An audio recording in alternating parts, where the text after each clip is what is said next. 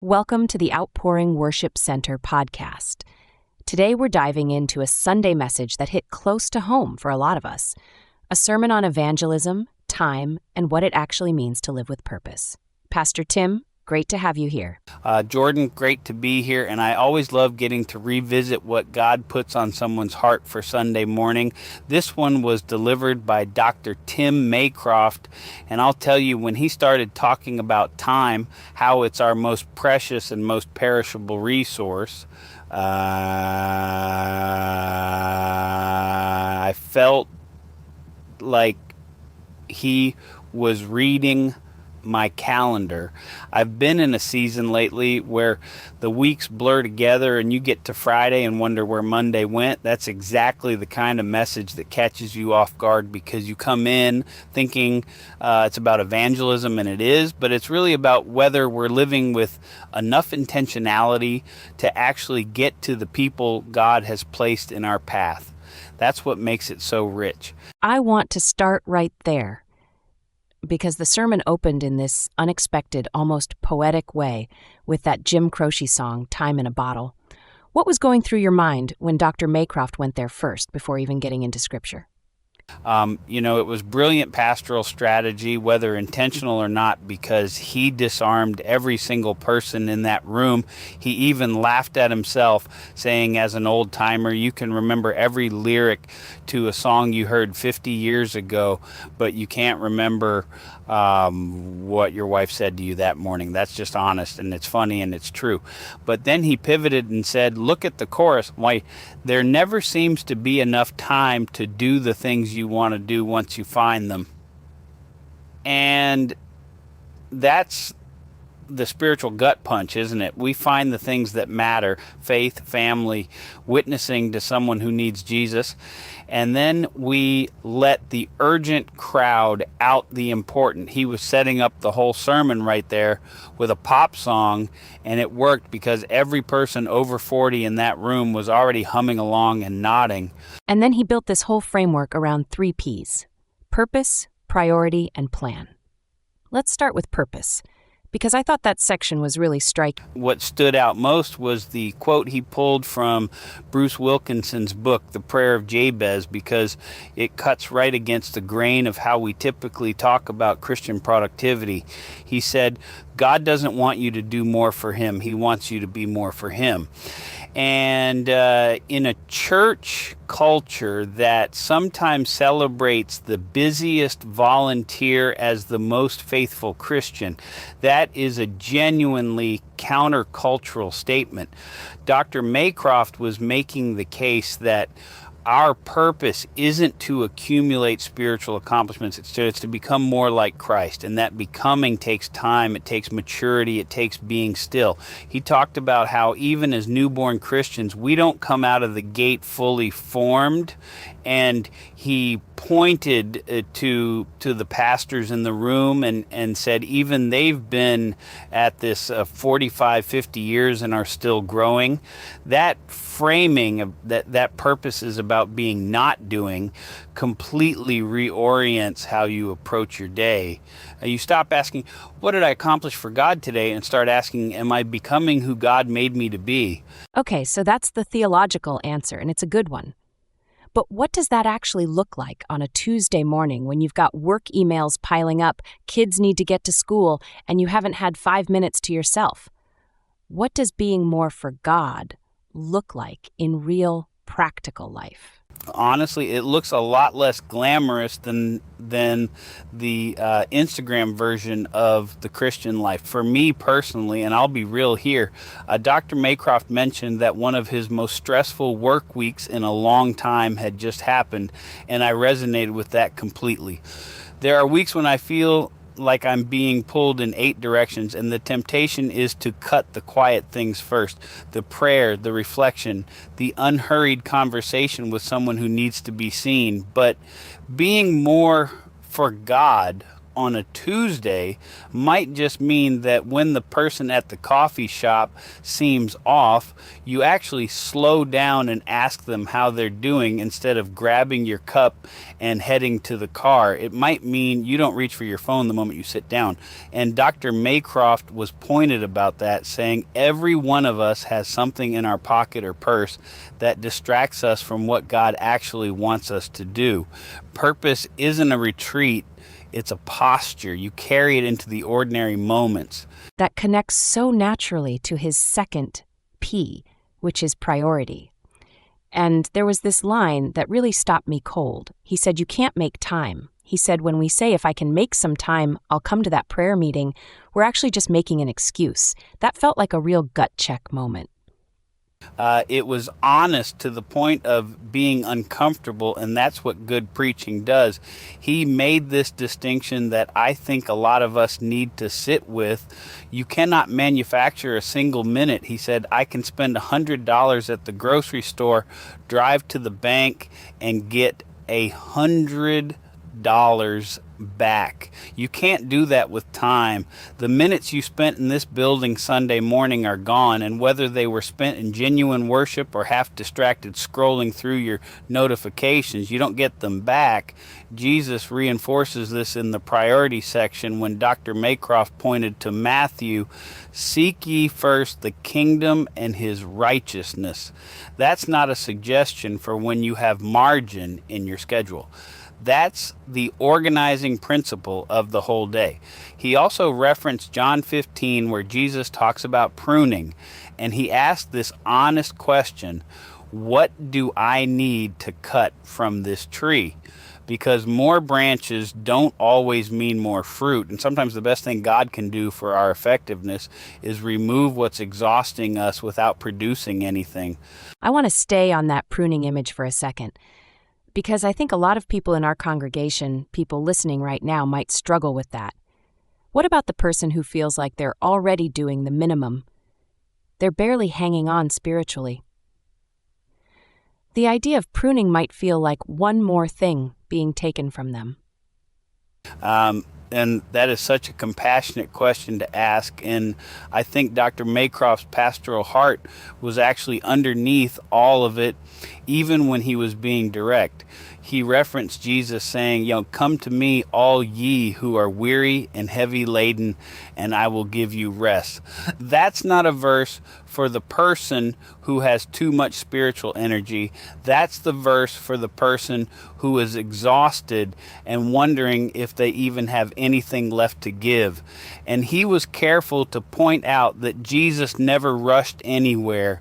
The Bible never says Jesus hurried to catch up with the Father. He prayed. He rested at noon by a well. He took a nap on a boat. He went to a wedding reception. If the Son of God could live an unhurried life and still accomplish the greatest redemption in human history in 3 years, then maybe the problem for the person who's hanging on by a thread isn't that they're doing too little. It's that they've been living by the wrong rhythm entirely. The invitation in this sermon isn't do more. It's come back to the pace of someone who actually trusts God. I love that. And then there's this interesting tension in the sermon itself. The title is Evangelism, but a huge portion of it is about slowing down and resting. Can you help us understand how those two things actually connect? Because on the surface, it almost sounds contradictory. Right, and I think that's actually the most important thing about this message.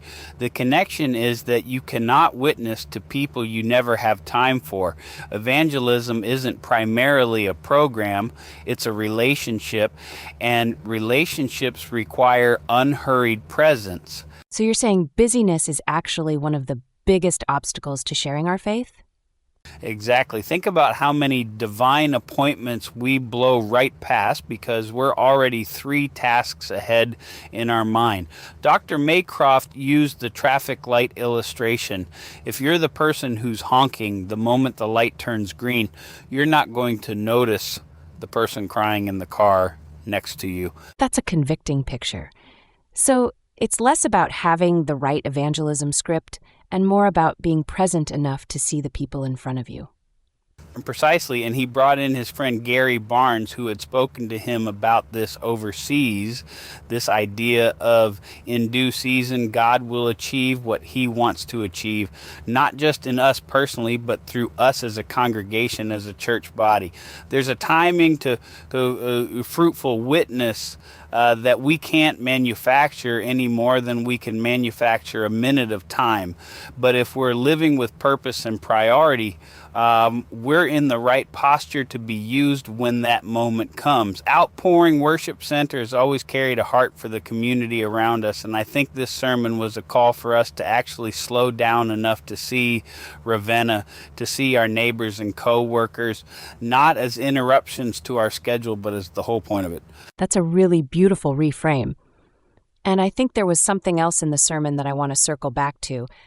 The idea that maturity... Well, it's humbling because we want instant results. We want to have one conversation with someone and have them praying the salvation prayer by the end of lunch. And sometimes God does move that fast. He's sovereign and he can do whatever he wants. But Dr. Maycroft was pointing to something more realistic about how faith actually grows in most people. He talked about his own journey, how he doesn't do the same things today that he did as a young Christian, how even seasoned pastors are still maturing after decades of walking with God. If we expect that kind of growth process for ourselves, we have to extend the same grace to the people we're trying to reach. The person God has put on your heart might need to see you being consistently kind, consistently honest, consistently present in their life for a season before the gospel clicks for them. That's not failure. That's faithfulness. And it requires that we see evangelism as a lifestyle, not just an event. I think there's something freeing about that, actually. It takes some of the pressure off. Like you don't have to close the deal in every conversation. It really does. And I think one of the reasons people avoid evangelism altogether is because it feels like this high-stakes performance, like you're going to be judged on whether the person said yes or no at the end. But if the goal is to be faithful, to be present, to be genuinely loving toward someone in the name of Jesus, then every conversation counts, even when it doesn't end with a decision. Dr. Maycroft said something that's been rattling around in my head all week. He said, if we're sharing the good news, people won't just find happiness, they'll find joy, and that distinction matters. Happiness is circumstantial. It comes and goes with your traffic and your weather and your bank account. Joy is rooted in something that doesn't move. That's what we have to offer people. That's worth slowing down for. Okay, let's land this plane practically. If someone is listening to this right now and they're convicted, they feel the tug of this message, what is the one thing Dr. Maycroft's sermon would say they should do differently this week? I think he would say, stop trying to make time and start deciding what you're going to give your time to. Don't walk into your week and say, if I can make some time, I'll pray, or if I can make some time, I'll check in on that neighbor. Decide right now, before your week starts, that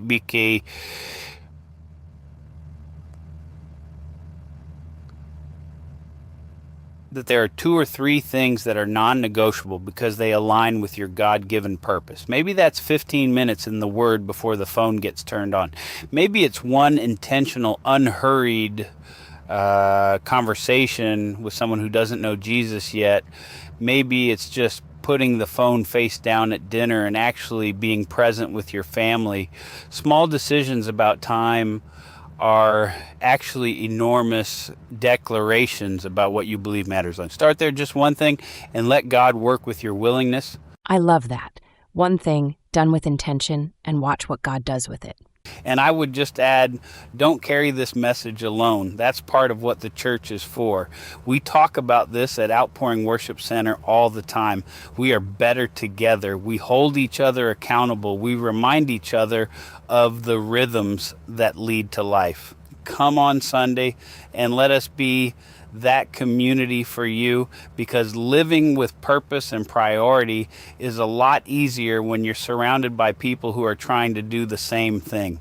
If you had a hard week, if time felt like it slipped through your fingers, if you're worn out and just need to be reminded that Jesus said, "Come to him weary and he will give you rest," that invitation is still open. We'd love to see you this Sunday at 10:30 a.m. here in Ravenna, Michigan. Come as you are, and let's figure out together what God has for this next season. That's what we're here for.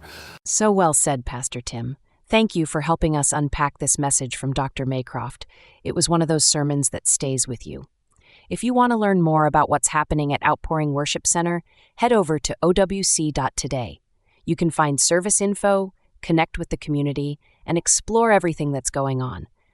Remember, Sundays are at 10:30 a.m. in Ravenna, and we would love to see you there. Until next time, fresh outpouring, every generation.